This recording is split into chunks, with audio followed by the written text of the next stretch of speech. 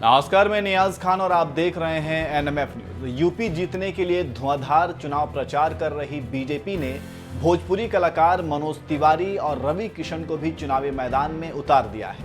Delhi BJP के पूर्व अध्यक्ष और दिल्ली से ही सांसद मनोज तिवारी ने तो मंगलवार को जिला देवरिया में एक रोड शो भी किया, जिसमें भारी संख्या में भीड़ उमड़ती नजर आई और मनोज तिवारी लोगों से बीजेपी के लिए वोट देने की अपील करते हुए नजर आए। लेकिन अभी कुछ ऐसा हुआ कि उन्हें रोड शो छोड़कर बाइक से ही भागना पड़ गया और बाइक से भागते हुए उनकी ये वीडियो सोशल मीडिया पर तेजी से वायरल होने लगी।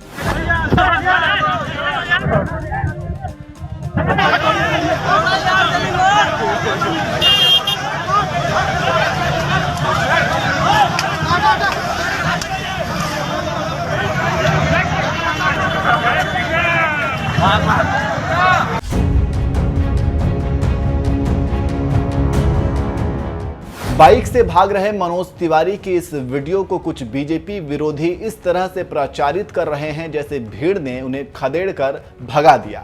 यहां तक कि आईएएस रह चुके सूर्य प्रताप सिंह ने भी इसी वीडियो के बहाने मनोज तिवारी का मजाक उड़ाया और लिखा, देवरिया में प्रचार करने आए मनोज तिवारी उर्फ रिंकिया के पापा को जनता ने सरपट रपटा दिया। पिटते पिटते बचे, गाड़ी छोड़कर बाइक से जान बचाकर भागे।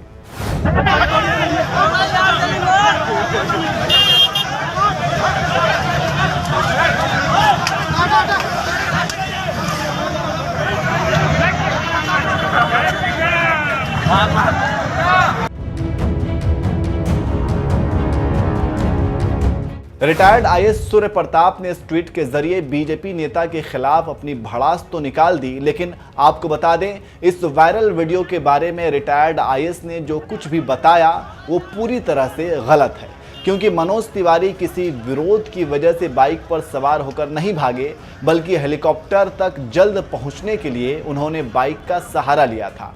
दरअसल मनोज तिवारी को शाम 3 बजे के करीब देवरिया के बरहज में बीजेपी प्रत्याशी दीपक मिश्रा के समर्थन में रोड शो करने के लिए पहुंचना था, लेकिन वो करीब पौने 2 घंटे लेट पहुंचे और खुली जीप में रोड शो भी किया। लेकिन कुछ ही देर बाद शाम होने लगी और अंधेरा होने पर हेलीकॉप्टर नहीं उड़ पाता।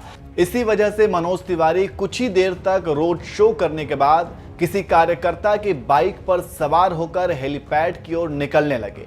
तभी रोड शो में आए लोगों ने उन्हें घेर लिया और सेल्फी लेने की कोशिश करने लगे, जिसकी वजह से पुलिस को बीच बचाव करना पड़ गया। तब जाकर मनोज तिवारी हेलीपैड की ओर रवाना हो सके और फिर वहां से गोरखपुर के लिए रवाना हो गए। इतना ही नहीं, बीजेपी प्रत्याशी दीपक मिश्रा ने भी बताया कि विरोध नहीं हुआ है, समर्थक उनके साथ सेल्फी लेना चाह रहे थे और मनोज जी को देरी हो रही थी, उन्हें जाना था।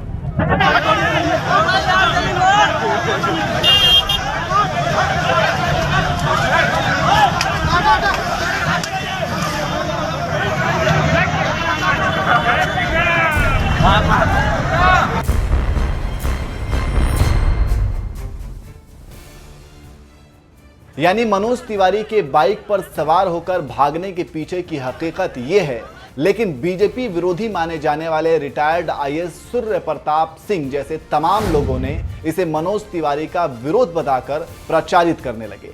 ऐसे लोगों के बारे में आपका क्या कहना है? अपनी राय हमें कमेंट कर जरूर बताएं। और साथ ही बीजेपी को जिताने के लिए चुनाव प्रचार करने पहुंचे पीएम मोदी ने इस दौरान क्या कुछ कहा, आइए आपको सुनाते हैं। साथियों, 3 तलाक जैसी कुप्रथाओं ने कैसे मुस्लिम बेटियों को, पूरे परिवार को असुरक्षित कर दिया था, ये सब जानते हैं। और जो दावा करते हैं कि वो तो परिवार वाले हैं, उसमें बुरा क्या है? हम परिवार वाले हैं, इसलिए परिवार का दुख जानते हैं। मैं जरा घोर परिवारवादियों से पूछता हूं, आप अगर परिवार के इतने गुणगान गाते हो तो आपको ये मेरी मुस्लिम बेटियों के दर्द की चिंता क्यों नहीं हुई? मेरी मुस्लिम बेटियों बहनों को छोटे छोटे बच्चे लेकर के पिता के घर लौटना पड़ता था, तब तुम्हें परिवार का दर्द क्यों समझ नहीं आया? हम परिवार वाले नहीं हैं, लेकिन हर परिवार के दर्द को पहचानते हैं, क्योंकि पूरा हिंदुस्तान हमारा परिवार है, पूरा उत्तर प्रदेश मेरा परिवार है, आप सब मेरे परिवार के हैं। आपने वोट बैंक की वजह से इन लोगों ने मुस्लिम बेटियों के जीवन की पहाड़ जैसी दिक्कतों को देखने की भी फुर्सत नहीं थी, नजरअंदाज कर दिया। ये हमारी ही सरकार है जिसने इन मुस्लिम बहनों को 3 तलाक के दुष्चक्र से मुक्त किया है। और साथियों, आप ये भी समझिए, कुछ लोग बहुत बड़ी गलती करते हैं। ये सिर्फ बेटियों को सुरक्षा देता है ऐसा नहीं है, ये उन मुस्लिम बेटियों के पिता को भी सुरक्षा देता है, ये मुस्लिम बेटियों के भाई को भी सुरक्षा देता है, ये मुस्लिम बेटियों की माता को भी सुरक्षा देता है, क्योंकि बड़े अरमानों के साथ बेटी की शादी करा करके ससुराल भेजते हैं मां बाप।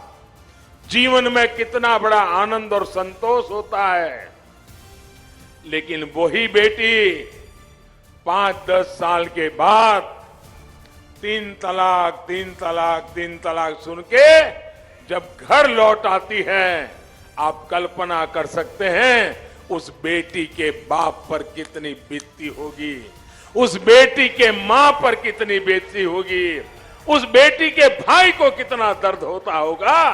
तुम परिवार वाले हो, अरे तुम्हें तो इस दर्द का पता चलना चाहिए था, तुम्हें नहीं चला, क्योंकि तुम्हें सिर्फ बैलेट बॉक्स ही दिखता है, तुम्हें किसी की जिंदगी नहीं दिखती है।